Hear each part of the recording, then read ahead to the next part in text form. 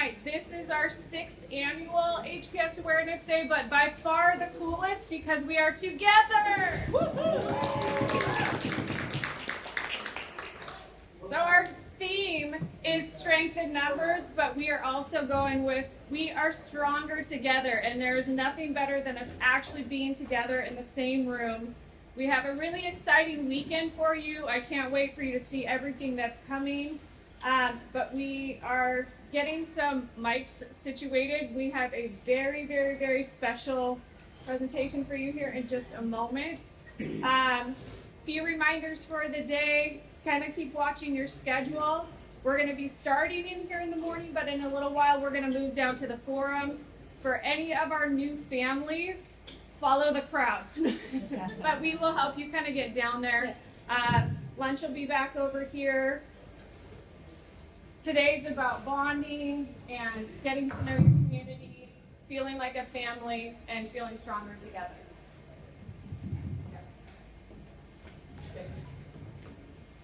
Okay, thank you, Kristen. Thank you. I'm so excited.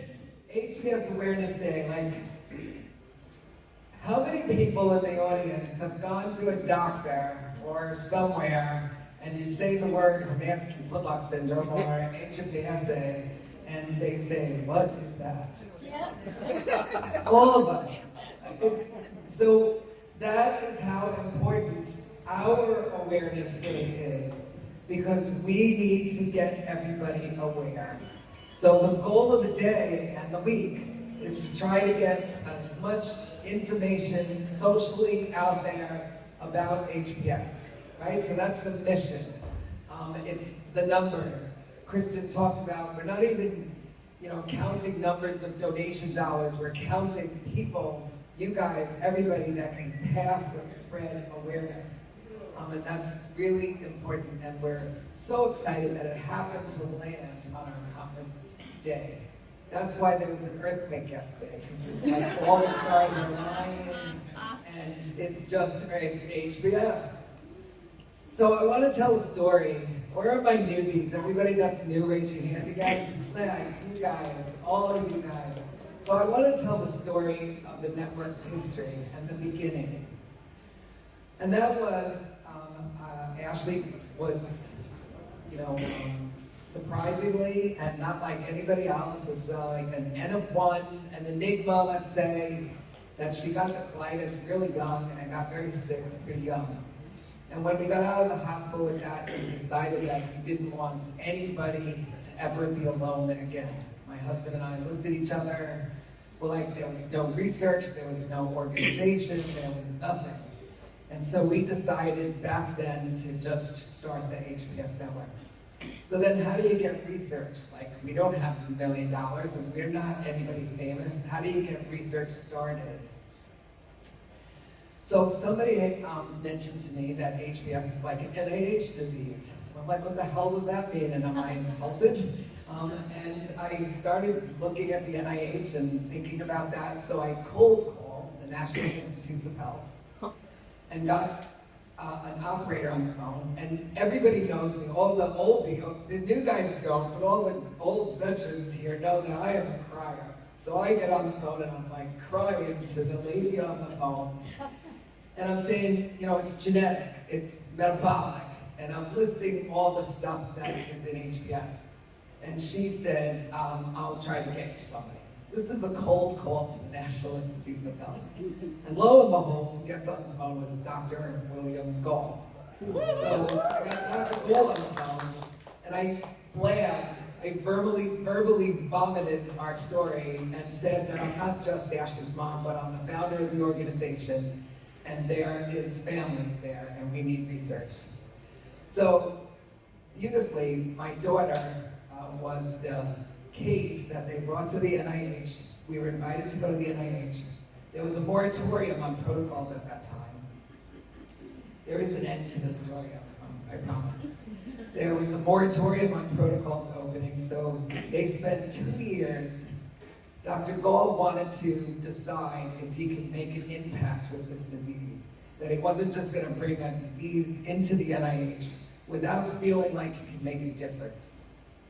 So Ashley went to the NIH. she and I, every other month for a week at a time for 2 years. And he did all sorts of testing, and they were trying to figure out.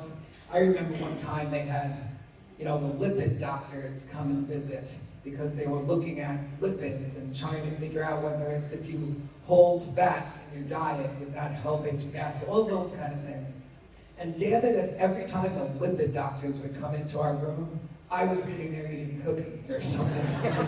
With these lipid guys staying out of this freaking room. Anyway, that was just an aside. I have a lot of stories, but one of them is 2 years after this started, we were told that they were going to open a protocol to study HPS.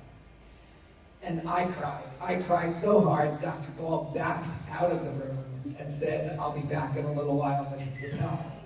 And I catered lunch for the entire floor because it was such a celebration. And I was like, why isn't this announced on the PA system?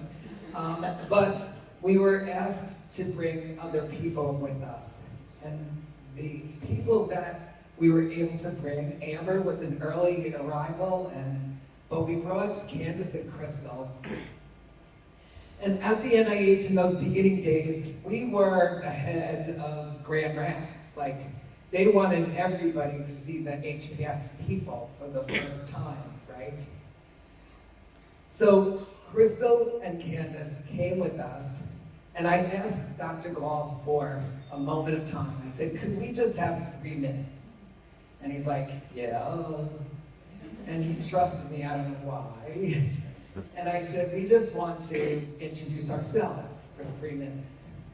And what I chose to do was, there's a song in Pocahontas that says, if you walk in the footsteps of strangers, you'll learn things you never knew you never knew. And so we made signs about that, and we asked the girls to sing that song to the National Institutes of Health for Grand Rapids. Ever since then, Candice and Crystal has been opening our family conference with that song because it's the song about walking in the footsteps of strangers to learn things you never knew you never knew. Candice, Crystal.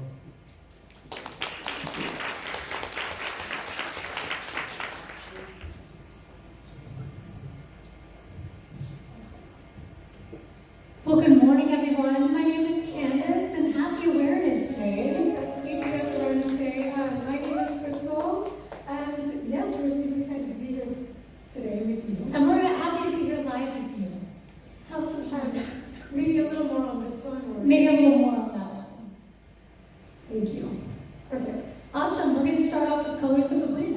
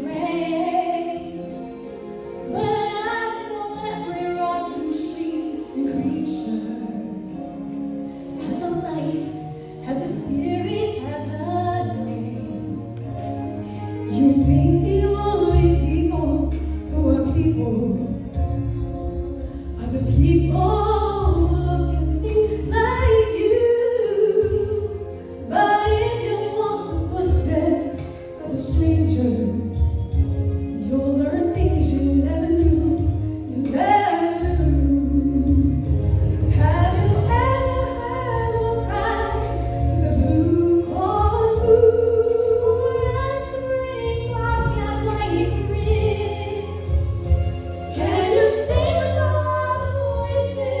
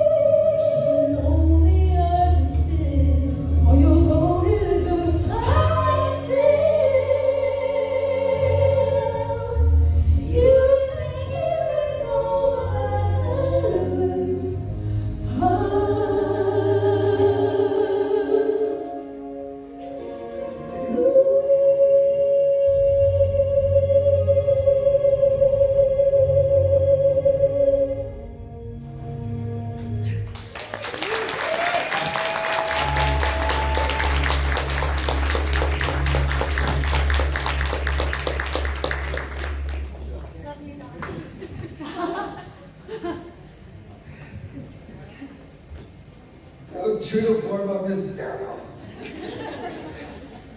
But I think we gave our message to the NIH. I think they heard us. I think it's a message that all of us need to think about all the time. I always, teach and think about trying to put ourselves in other people's shoes.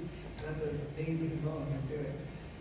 So thank you, Candice and Crystal. Thank you for coming and doing that. And I think it's your umpteenth time, 27. We skipped COVID, but God bless you. And we want to keep those lungs singing. And we really need to inspire the doctors. And they'll be here at dinner tonight.